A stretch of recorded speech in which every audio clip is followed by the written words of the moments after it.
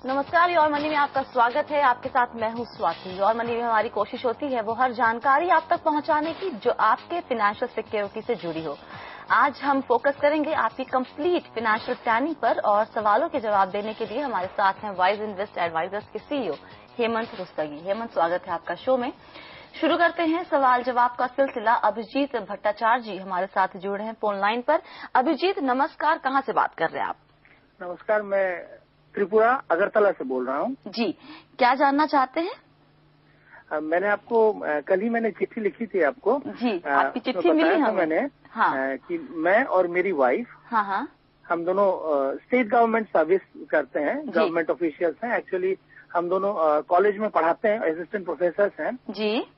तो बताया था मैंने आपको हमारी जो ईयरली। हाँ, आपके साथ आपकी माँ भी रहती है, उन्हें 1.5 लाख पर ईयर मतलब पेंशन मिलती है।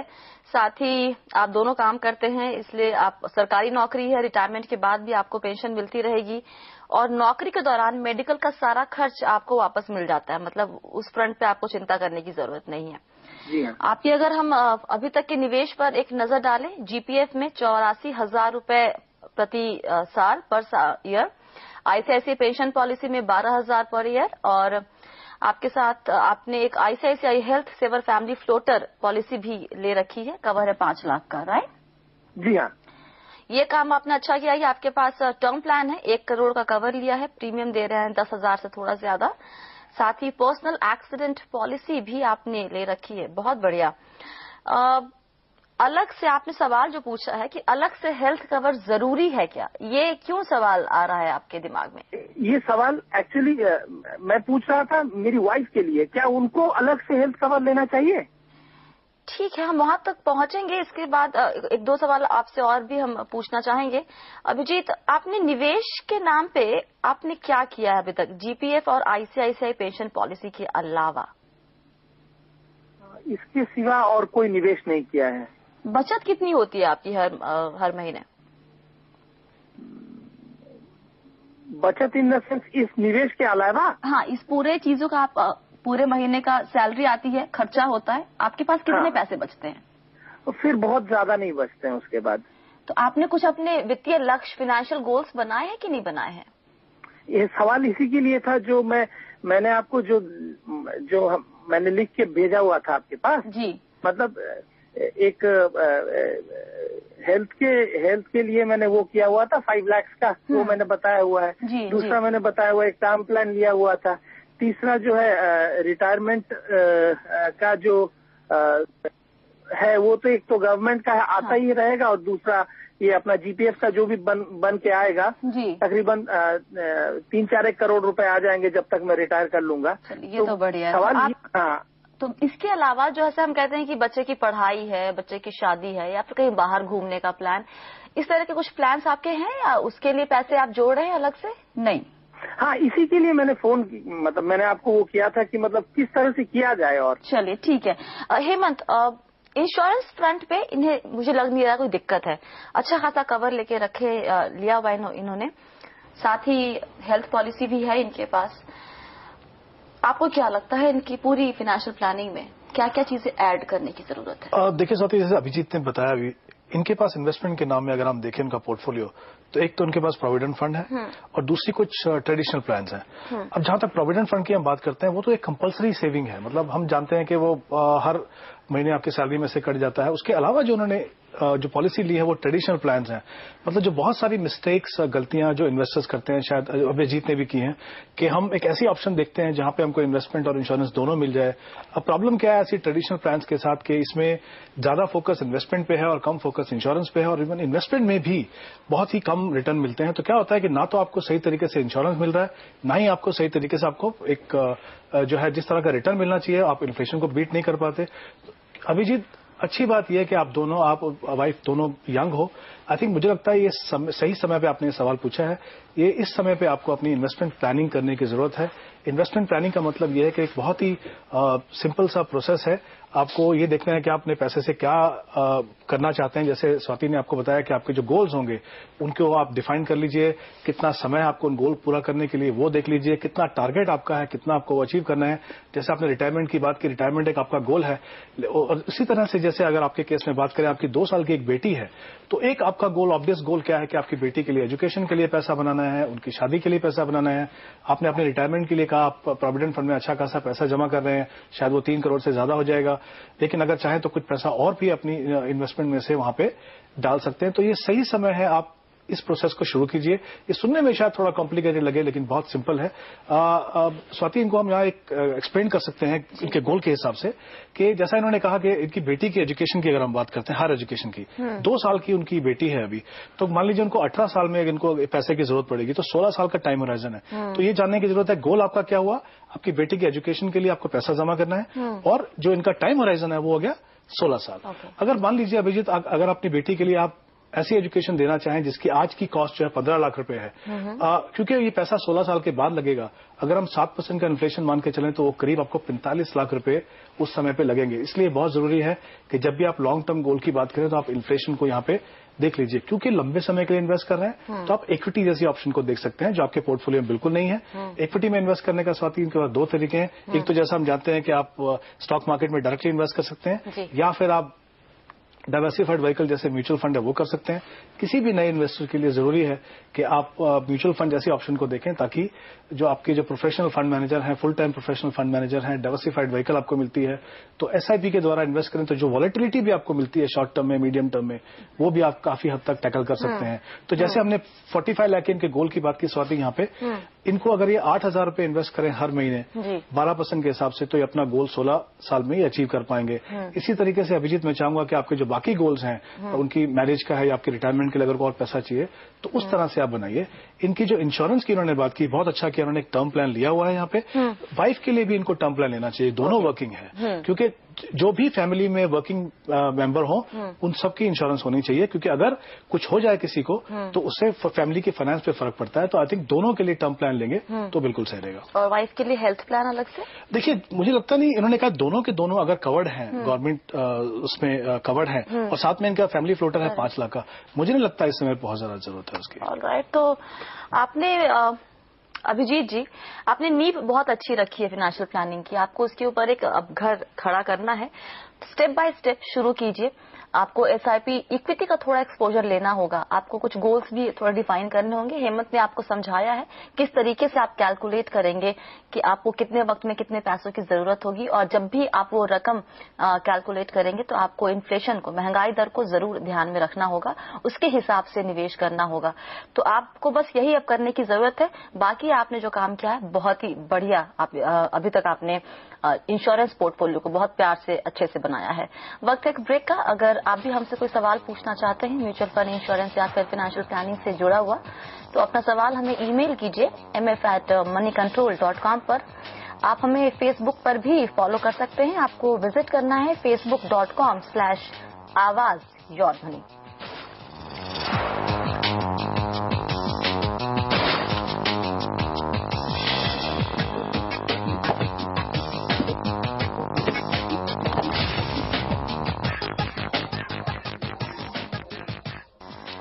योर मनी में आप सभी का एक बार फिर से स्वागत है। हमारा फोकस है आपकी फाइनेंशियल प्लानिंग पर। सवालों के जवाब दे रहे हैं हेमंत रुस्तगी। अगला सवाल राजेश उत्तम पूछना चाहते हैं। राजेश, कहां से बात कर रहे हैं आप?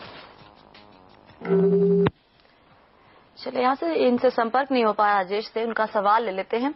इनकी उम्र है 44 साल और इनकी सैलरी है करीब 48,000 रुपए प्रति माह। बचत और निवेश पे जरा ध्यान दें। इनके जीपीएफ में 5,000 प्रति माह जा रहा है। कुल बचत 5 लाख का वहां पर अभी शायद इनके पास है। घर का खर्च करीब 12,000 है। खुद का घर है इनके पास। बैंक बैलेंस करीब 22 लाख रुपए की है। पीपीएफ 1 लाख रुपए हर साल डाल रहे हैं पैसा। न्यू इंडिया एश्योरेंस का मेडिक्लेम है, कवर 5 लाख है। क्रिटिकल इलनेस कवर 10 लाख का कवर। कोई इनके ऊपर फाइनेंशियली डिपेंडेंट नहीं है, इसलिए इन्होंने लाइफ इंश्योरेंस नहीं लिया है अभी तक। और एनपीएस के दोनों विकल्पों में सालाना 6,000 रुपए का निवेश करते हैं। शेयर बाजार में एक्सपोजर बहुत ही कम है, ना के बराबर। अब जानना ये चाहते हैं कि म्यूचुअल फंड में कैसे निवेश करें, रिटायरमेंट प्लान कर रहे हैं अपनी, और उसके लिए म्यूचुअल फंड का रास्ता अपनाना चाहते हैं। 15,000 रुपये प्रति माह निवेश करने की कैपेसिटी है फिलहाल।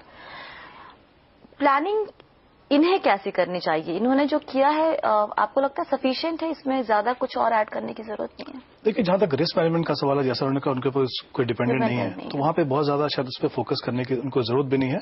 जहां तक हेल्थ इंश्योरेंस का सवाल है, आई थिंक वो एडिक्वेटली कवर्ड है वहां पे, उसमें कोई इशू नहीं है। अगर हम इन्वेस्टमेंट की बात करें तो आई थिंक वो काफी फाइनेंशियली वेल ऑफ है इस समय पे, चाहे वो उनकी कैपेसिटी हो इन्वेस्ट करने की हर महीने, या उनके पास जो ऑलरेडी एग्जिस्टिंग इन्वेस्टमेंट है, चाहे हम उसकी बात करें। लेकिन प्रॉब्लम क्या है कि जिनकी जो भी इन्वेस्टमेंट है वो सारी ट्रेडिशनल ऑप्शन में है। ज्यादातर पैसा जो उनका बैंक डिपॉजिट में है, प्रोविडेंट फंड में है, पब्लिक प्रोविडेंट फंड में है, इवन एनपीएस में जो टीयर 1 और टीयर 2 दोनों अकाउंट्स हैं। एनपीएस एक अच्छी ऑप्शन है, लेकिन वहां भी वो कंजर्वेटिव ऑप्शन है। तो यह क्या दिख रहा है कि पूरा का पूरा जो इन्वेस्टमेंट है वो काफी कंजर्वेटिव इन्वेस्टमेंट में किया है। ये बात सही है कि फाइनेंशियली वेल ऑफ है, लेकिन ये आपकी मेहनत की कमाई है, आपको अपनी रिटायर्ड लाइफ जीनी है, तो आप कोशिश ये करें कि इस तरह के इन्वेस्टमेंट ऑप्शन भी आपके पास हो, जैसा हमेशा कहते हैं कि आप इन्फ्लेशन को किसी हद तक बीट कर सकें। तो आई थिंक उसके लिए मुझे लगता है इनको एक म्यूचुअल फंड जैसी ऑप्शन अपने पोर्टफोलियो में बनानी चाहिए। म्यूचुअल फंड डेफिनेटली इसलिए अच्छी है क्योंकि म्यूचुअल फंड जो है, जैसा हमने पहले भी बात की शो में, एक डाइवर्सिफाइड व्हीकल है, बहुत सारी ऑप्शंस हैं, चाहे आपको इक्विटी में डालना हो, डेट में डालना हो या गोल्ड में डालना हो, किसी भी तरह की ऑप्शन हो, और बहुत ट्रांसपेरेंट है, एक्सपेंसेस भी कम है। तो आई थिंक आपके पोर्टफोलियो में इस समय म्यूचुअल फंड आने चाहिए। जैसा इन्होंने कहा स्वाति 15,000 रुपये इन्वेस्ट करना चाहते हैं, इन्होंने टाइम होराइजन 5 से 10 साल की बात की है यहाँ पे मैं कहना चाहूंगा कि थोड़ा सा टाइम होराइजन को इनको फिक्स करना पड़ेगा, क्योंकि 5 साल के लिए ऑप्शन अलग है और 10 साल के लिए ऑप्शन अलग है। अच्छा। तो मैं इनकी हेल्प कर देता हूं। मान लीजिए इनकी अगर टाइम होराइजन 8 से 10 साल है, तो उसके लिए, क्योंकि ये एसआईपी से इन्वेस्ट कर रहे हैं, सिस्टमैटिकली कर रहे हैं, और इक्विटी इनके पास है नहीं, और जैसा मैंने कहा कि म्यूचुअल फंड में अगर एसआईपी करें इक्विटी फंड से, तो वो सही रास्ता रहेगा इनके लिए। 8 से 10 साल के लिए 3 वेल डाइवर्सिफाइड इक्विटी फंड में इनको रिकमेंड कर रहा हूं, वो ये देख सकते हैं। एक आईडीएफसी प्रीमियर इक्विटी जो एक मिड कैप फंड है, देख सकते हैं। बिरला फ्रंटलाइन इक्विटी देख सकते हैं। कैनरा बैंक इक्विटी फंड है। अगर इनका टाइम होराइजन मान लीजिए 5 या 6 साल है, तो यहाँ पे एक कॉम्बिनेशन ले सकते हैं कि 2 बैलेंस फंड ले लीजिए, बिरला सन लाइफ 95 ले सकते हैं, आईसीआईसीआई बैलेंस फंड ले सकते हैं, और एक well diversified large cap dominated equity fund ले सकते हैं, जैसे एचडीएफसी टॉप 200। तो इस तरह का अगर ये पोर्टफोलियो बनाए, तो जैसा आपने भी कहा कि आई थिंक जो ओवरऑल जो रिटर्न है वो बेहतर हो जाएगी, और रिटायरमेंट प्लानिंग भी अच्छे से हो पाएगी। साथ में मैं ये भी चाहूंगा कि इनकी जो इन्वेस्टमेंट बैंक में जो पड़ी है, उसको भी अगर ये सही तरीके से अगर इन्वेस्ट करें, तो एक तो इनको रिटर्न बेहतर मिल सकती है, और साथ में टैक्स एफिशिएंट रिटर्न भी मिल सकती है। कुछ हिस्सा उस पैसे का अगर लॉन्ग टर्म है, तो वो जो बैलेंस फंड या इक्विटी फंड जो हमने बात की, उसमें जा सकता है। कुछ हिस्सा जो है date oriented fund, current scenario में अगर हम देखें, तो शॉर्ट टर्म डेट फंड और डायनामिक बॉन्ड फंड, उनमें अगर देखें तो एक तो उनको रिटर्न जो है बैंक से बेहतर मिल सकती है, और रिटर्न भी जो है वो टैक्स एफिशिएंट है। कुछ एक फंड मैं इनको यहाँ बता रहा हूँ, यूटीआई शॉर्ट टर्म फंड देख सकते हैं, बिरला डायनामिक बॉन्ड फंड देख सकते हैं, या आईडीएफसी डायनामिक बॉन्ड फंड देख सकते हैं। इस तरह के अगर पोर्टफोलियो बनाए, तो एक तो जैसा मैंने कहा रिटर्न ओवरऑल सुधर जाएगा, और टैक्स एफिशिएंट रिटर्न बनेगा। आई थिंक इनके फ्यूचर के लिए वो बिल्कुल सही रहेगा। क्योंकि ये सिंगल है, बैचलर है अभी, और इनके ऊपर कोई रिस्पॉन्सिबिलिटी नहीं होती है, तो जाहिर सी बात दर्शकों को हम समझाना चाहेंगे कि इनकी फाइनेंशियल प्लानिंग और एक शादीशुदा घर वाले, गृहस्थी वाले किसी भी इंसान की फाइनेंशियल प्लानिंग में जमीन आसमान का फर्क हो सकता है। वो फर्क क्या होता है? देखिए, फर्क क्या है कि जब आप परिवार की बात करते हैं, तो आपके ऊपर डिपेंडेंस है। तो सबसे पहले आपको ये देखना है कि आपके जितने भी सपने हैं अपने परिवार के लिए, वो सब जुड़े हैं। किस तरीके से आप कमाई करते हैं, किस तरीके से आप उसको इन्वेस्ट करते हैं। देखिए, सपना देखना एक बात है, इमोशनल होना, सेंटिमेंटल होना एक बात है, उनको पूरा करने के लिए पैसा चाहिए। साथ में हमको रिस्क भी कवर करना है। अगर हमें कुछ हो जाए मान लीजिए, तो हमारे पीछे जो हमारे परिवार हैं, जिनके लिए हमने बड़े बड़े सपने देखे हैं, वो कैसे पूरे हों। तो इसीलिए कहा जाता है हमेशा रिस्क मैनेजमेंट पे ध्यान दीजिए, और सही तरीके से इन्वेस्ट कीजिए। जितने भी आपके सपने हैं वो आप अपनी इन्वेस्टमेंट से पूरे कर सकते हैं। इनके केस में क्योंकि ये उन्होंने कहा कि कोई डिपेंडेंट नहीं है, तो इनको सिर्फ ये देखना है कि इनकी रिटायर्ड लाइफ जो है वो आराम से निकले, और उस वक्त पैसे। एक चीज यहाँ पे कहना चाहूंगा, ये सही है कि अपने परिवार के लिए सपने देखिए, थोड़े सपने अपने लिए भी देखिए। और बहुत सारे लोग रिटायरमेंट को पूरा इग्नोर कर देते हैं, और सारे जो फोकस है बाकी गोल्स पे करते हैं। तो आई थिंक अगर दोनों मिलकर चले, तो परिवार भी खुश होगा, और आप भी जब रिटायर हो, आप एक अच्छी लाइफ बिता सकते हैं। चलिए, वक्त एक छोटे से ब्रेक का। ब्रेक के बाद कुछ और सवाल लेंगे। आप भी हमसे अगर सवाल पूछना चाहते हैं म्यूचुअल फंड, इंश्योरेंस या फिर फाइनेंशियल प्लानिंग से जुड़ा हुआ, तो अपना सवाल हमें ईमेल कीजिए mf@moneycontrol.com पर। आप हमें फेसबुक पर भी फॉलो कर सकते हैं। विजिट कीजिए facebook.com/awaz your money।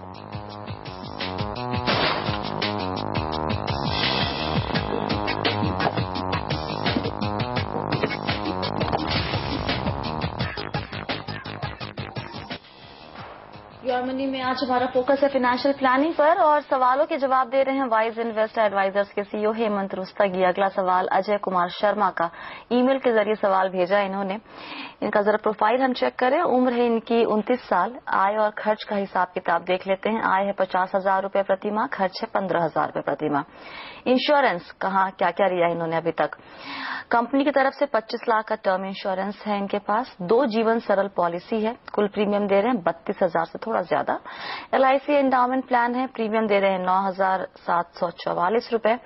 LIC जीवन सुगम सिंगल प्रीमियम पॉलिसी है। 50,000 रूपये यहाँ पर इन्होंने प्रीमियम दे दिया है। बचत निवेश के नाम पर इन्होंने क्या किया है? इनके पास RD कम से कम 3 या 4 RD इन्होंने चला रखी है। 3 साल के लिए, कुछ 4.5 साल के लिए। FD है 50,000 की 3 साल के लिए। बिरला सन लाइफ गोल्ड फंड में ये SIP करते हैं, साथ ही रिलायंस गोल्ड फंड में इनकी SIP है। टैक्स रिलीफ 96 में 1,000 रूपये प्रति माह और रिलायंस टैक्स सेवर में 1,000 रूपये प्रति माह। लक्ष्य पर नजर डालें तो भांजी की शादी के लिए 3 साल में 2 लाख रूपये देने हैं। अच्छा, 1 साल में इनकी भी शादी है, उस पे कितने पैसे लगेंगे ये इन्होंने लिखा नहीं है। 2 साल में गाड़ी खरीदनी है, 6 लाख रूपये रखा है इसके लिए। 2 से 3 साल में लखनऊ में इन्हें 2 BHK फ्लैट लेना है और रिटायरमेंट भी प्लान करना है। इनके सवाल के जवाब के पहले हेमंत, जब हम फाइनेंशियल गोल्स बनाते हैं तो हमें प्राथमिकता किस गोल को देनी चाहिए? देखिए, पहले तो आपको ये करना है, प्राथमिकता बाद में आएगी, पहले सारे आप गोल बना लीजिए कि सारे कितने गोल हैं। जैसे हमने कहा प्रोसेस सिंपल है। जितने भी गोल्स हैं आपके, short term, medium term, long term, उसके अलावा जब हम बात करते हैं तो उसका मतलब टाइम होराइजन हमने दे दिया। और जैसा हम हमेशा कहते हैं एक टारगेट बना लीजिए। लॉन्ग टर्म में टारगेट बहुत ज्यादा इंपॉर्टेंट है क्योंकि आपको एक बड़ा कॉर्पस बनाना पड़ता है, चाहे वो रिटायरमेंट हो, चाहे बच्चों की एजुकेशन हो, किस तरह से भी आप वो टारगेट बना लीजिए। अब उसके बाद आपको देखना है, अपनी बजटिंग करनी है कि हमारे पास इन्वेस्टेबल सरप्लस कितना है। फिर हमको ये देखना है कि हमें मान लीजिए 20,000 रुपए इन्वेस्ट करने हैं डिफरेंट गोल्स के लिए और हम इन्वेस्ट कर सकते हैं खाली 10 या 12,000। यहाँ पे फिर आपको अपने गोल्स को प्रायोरिटाइज करने की जरूरत है कि आप लॉन्ग टर्म को फोकस करें या शॉर्ट टर्म को फोकस करें। उसके बाद ही आप ये कीजिए। ऐसा मत कीजिए कि आपकी कैपेसिटी है 10,000, आपने 20,000 रुपए करना इन्वेस्ट शुरू कर दिया, 2-3 महीने के बाद आप तकलीफ में आ गए। सबसे पहले आपने क्या किया, जितनी भी SIP है वो सारी बंद कर दी। आई थिंक उस तरह से अगर प्लान करें और ये देख लेंगे कौन से गोल आपके लिए ज्यादा इंपॉर्टेंट है। शॉर्ट टर्म में जनरली टारगेट छोटे होते हैं, तो अगर आपको लगता है कि आप उनको इससे अचीव कर ले और रिटायरमेंट के लिए लंबा समय आपके पास, तो उसको थोड़ा डिले कर दीजिए। तो आई थिंक टाइम होराइजन और इसकी जो इंपॉर्टेंस है वो देख के आप इनको यहाँ पे कर सकते हैं। तो अजय जी का अगर हम देखें अभी तक क्या निवेश और बचत और प्लानिंग, तो देखिए इनमें मैं शुरुआत करना चाहूंगा इनकी इंश्योरेंस से। 25 लाख इनके पास टर्म प्लान है जी। ये अभी तक अनमेरिड है, कंपनी की तरफ से इनको मिला है, लेकिन इनके पेरेंट्स आई थिंक इनके साथ हैं, तो मुझे लगता है अगर वो डिपेंडेंट है उनके ऊपर तो इनकी जो करंट इनकम है उसके हिसाब से मैं चाहूंगा कि ये खुद से एक 50 लाख रुपए की टर्म प्लान ले लें। हालांकि ये शादीशुदा नहीं है, अभी और डिपेंडेंट नहीं है। अगर पेरेंट्स डिपेंडेंट है और 1 साल के बाद इनकी शादी होने वाली है तो टर्म प्लान तो उनको यहाँ पे लेना चाहिए। दूसरा, इनकी जो इंश्योरेंस में पोर्टफोलियो में वो ट्रेडिशनल प्लान हैं जो हमने पहले बात की। हमने ऑलरेडी शो में बात की कि क्यों आपके ट्रेडिशनल प्लान्स नहीं होने चाहिए। इनके केस में प्रॉब्लम क्या है, इनके ज्यादातर जो गोल्स हैं वो देखिए 3 या 4 साल का टाइम होराइजन है और इन्वेस्टमेंट के नाम पे इनकी सारी इन्वेस्टमेंट जो है वो ट्रेडिशनल प्लान्स में है जो लॉन्ग टर्म इन्वेस्टमेंट है। तो टोटल मिसमैच है। जब आपको पैसा 3-4 साल के बाद लगेगा तो आप कहां से लाएंगे? वहां पे उन्होंने क्या किया, उसके लिए उन्होंने रिकरिंग डिपॉजिट में लगाया हुआ पैसा। वहां पे भी हम जैसा जानते हैं फिक्स रिटर्न मिलता है लेकिन टैक्स एफिशिएंट रिटर्न नहीं है, रिटर्न भी कम है।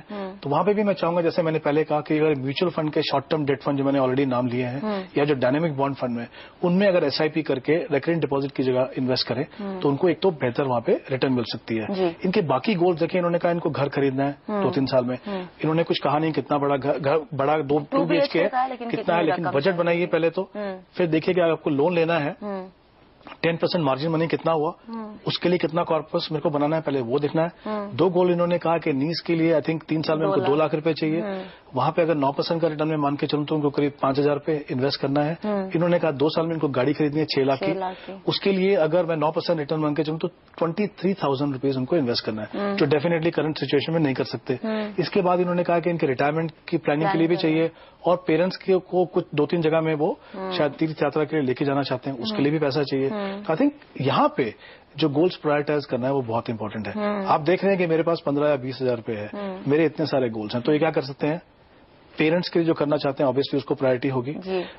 और जैसा मैंने कहा टर्म प्लान ले लें, और जो बाकी है जैसे गाड़ी वाला खरीदना उसको डेफिनेटली पोस्टपोन कर सकते हैं। नीड्स के लिए जो उनको करना है वो एक कमिटमेंट है, फैमिली कमिटमेंट है, शायद वो भी प्रायोरिटाइज करनी होगी। तो आई थिंक इस तरह से अपने गोल्स को आप प्रायोरिटाइज कर सकते हैं। जो गोल्स को आप डिले कर सकते हैं उसको आप करिए। जैसे जैसे आपकी इनकम लेवल बढ़े उसको आप फिर देखिए, फिर से आप रिविजिट कर सकते हैं। हो सकता है शायद आप 6 लाख की जगह 8 लाख की गाड़ी खरीद सकें उस समय पे। तो आई थिंक इस तरह से प्लान करने की जरूरत है। गलती कहाँ कर जाते हैं हमारे दर्शक जब वो प्लान करते हैं? तो आई थिंक यही पे बेसिक गलती होती है उनकी। सबसे बड़ी जो गलती है, सब चीजों का एक पोर्टफोलियो बनाते हैं। एक लमसम बना दिया हमने, एक पूल बना दिया। जब भी पैसे की जरूरत पड़ी, जैसे हम बोलते हैं बैग में पैसा डाला और निकाल लिया, मालूम नहीं कितना निकालना है, कितना निकाल लिया।